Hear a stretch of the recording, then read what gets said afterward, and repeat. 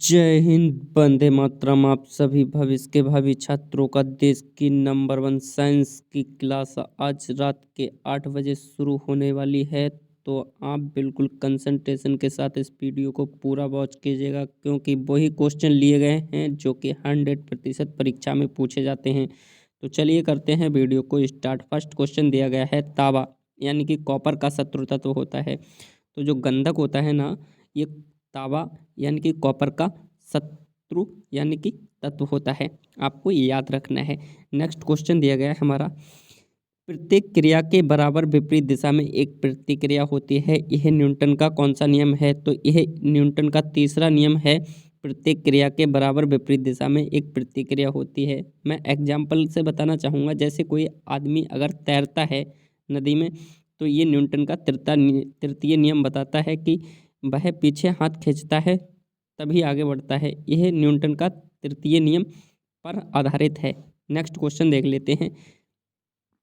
Next question है, pressure cooker में जो होता है खाना जल्दी पक जाता है, क्यों पक जाता है? तो मैं बताऊं, प्रेशर कुकर में खाना पकने का जल्दी कारण क्या है? उसका दाब बढ़ाने से जो क्वथनांक बढ़ जाता है, इसलिए प्रेशर कुकर में खाना जल्दी पक जाता है, आपको याद रखना है। नेक्स्ट क्वेश्चन है हमारा, पानी के अंदर हवा का एक बुलबुला किस तरह का बर्ताव करेगा? तो मैं बताऊं फ्रेंड, पानी के अंदर जो हवा का बुलबुला है वो एक अवतल लेंस की तरह व्यवहार करता है। अगर कोई पानी है, अगर उसके अंदर एक बुलबुला है, तो वो अवतल लेंस की तरह व्यवहार करेगा, आपको याद रखना है। आपकी परीक्षा के लिए इम्पोर्टेंट है, आपको याद रखना है। नेक्स्ट टॉपिक है हमारा, नेक्स्ट क्वेश्चन है हमारा, चलिए देखते हैं। बेंचुरीमीटर से क्या ज्ञात करते हैं? तो बेंचुरीमीटर से क्या ज्ञात करते हैं? जल के प्रवाह की दर, ये बेंचुरीमीटर से ज्ञात की जाती है, आपको याद रखना है। नेक्स्ट क्वेश्चन दिया गया है हमारे लिए, चंद्रमा पर वायुमंडल न होने का कारण क्या है? तो ये चंद्रमा पर वायुमंडल न होने का कारण क्या है? पलायन वेग। मैं बताऊं फ्रेंड, जो चंद्रमा है, चंद्रमा पर वायुमंडल ना है, इसलिए वायुमंडल यानी कि वायु ना होने का कारण क्या है? पलायन वेग। चंद्रमा पर क्या होता है, हम एक दूसरे की बात नहीं सुन सकते हैं, क्योंकि यहाँ पर निर्वात उपस्थित है, आपको याद रखना है। चलिए नेक्स्ट क्वेश्चन देख लेते हैं, दाब का मात्रक क्या है? तो मैं बताऊं फ्रेंड, जो दाब होता है, दाब का हमारा मात्रक पास्कल होता है, आपको याद रखना है, पास्कल। कई बार परीक्षा में पूछा गया है। इससे बेहतर है कि यदि आप पास्कल को याद करना चाहें तो दाब का मात्रक पास्कल होता है, याद रखना है। नेक्स्ट क्वेश्चन दिया गया है हमारे लिए, खाना पकाने का बर्तन होना चाहिए, कैसा होना चाहिए? तो उच्च विशिष्ट ऊष्मा एवं निम्न चालकता का होना चाहिए खाना बनाने का बर्तन, आपको याद रखना है। यानी कि पकाने का बर्तन कैसा होना चाहिए? उच्च विशिष्ट ऊष्मा का, निम्न चालकता का। नेक्स्ट क्वेश्चन है, देख लेते हैं, इंद्रधनुष में कितने रंग होते हैं? दोस्तों मैं बताऊं फ्रेंड, जो इंद्रधनुष होता है ना, जब इंद्रधनुष आप लोगों ने देखा होगा, जब आसमान में इंद्रधनुष पड़ता है तो उसमें 7 तरीके के रंग होते हैं। कितने तरीके के?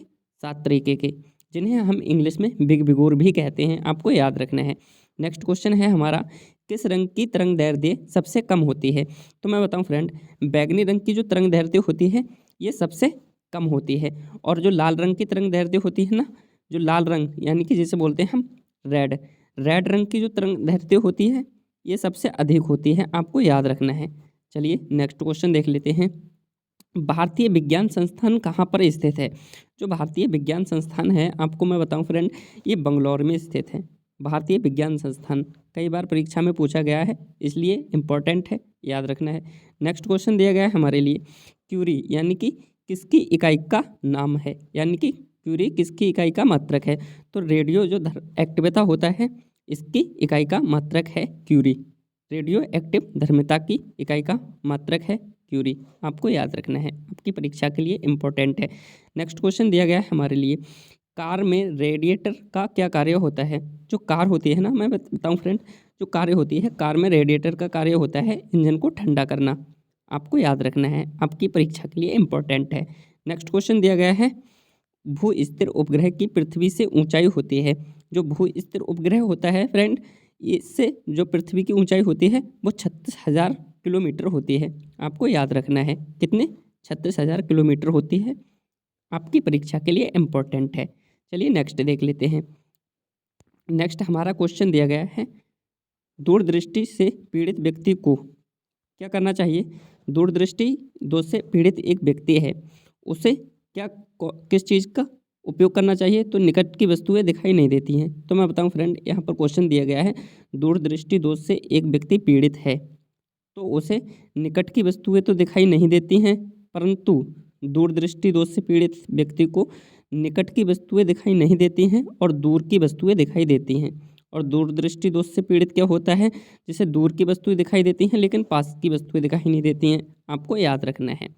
नेक्स्ट क्वेश्चन दिया गया है हमारे लिए, मनुष्य के शरीर का ताप होता है, जो मनुष्य के शरीर का ताप होता है वो 37 डिग्री सेल्सियस होता है और फ़ारेनहाइट में 98 फ़ारेनहाइट होता है और केल्विन में 310 केल्विन होता है। आपको याद रखना है कितना, अगर केल्विन में पूछे तो 310 केल्विन होता है, आपको याद रखना है। अगर फ़ारेनहाइट में पूछे तो 98.6 फ़ारेनहाइट होता है, आपको याद रखना है। आपकी परीक्षा के लिए इम्पोर्टेंट है, कई बार पूछा गया है।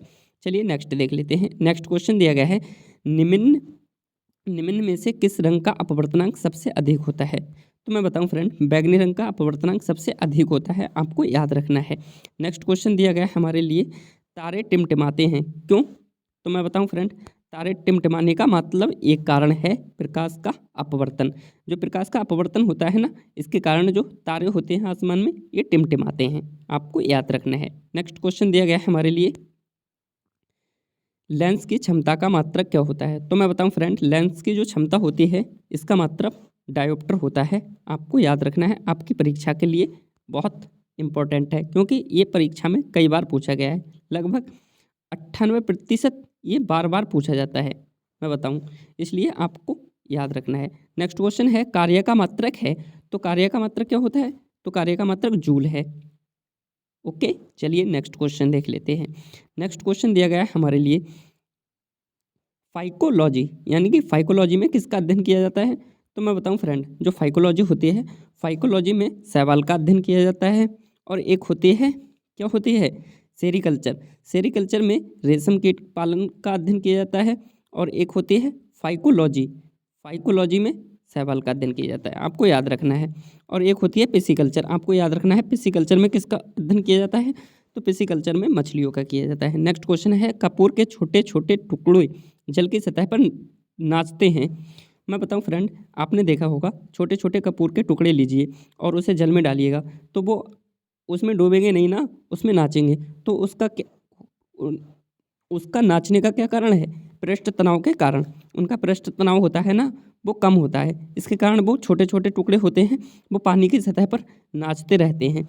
दोस्तों, यदि आपको हमारी वीडियो पसंद आई हो, देश की नंबर 1 साइंस चैनल अगर आपको अच्छा लगे तो ही लाइक और सब्सक्राइब करें, अन्यथा कोई मायने नहीं रखता है। सारे डॉट क्लियर होंगे आपके यहाँ पर। यदि आपको वाक्यमयी अगर सीरियस से पढ़ना है तो हमारे चैनल को सब्सक्राइब करें, अन्यथा कोई मायने नहीं रखता है। जय हिंद, जय भारत। आप सभी के माता पिता को इनकलाब जिंदाबाद। मिलते हैं नेक्स्ट वीडियो न्यू टॉपिक के साथ।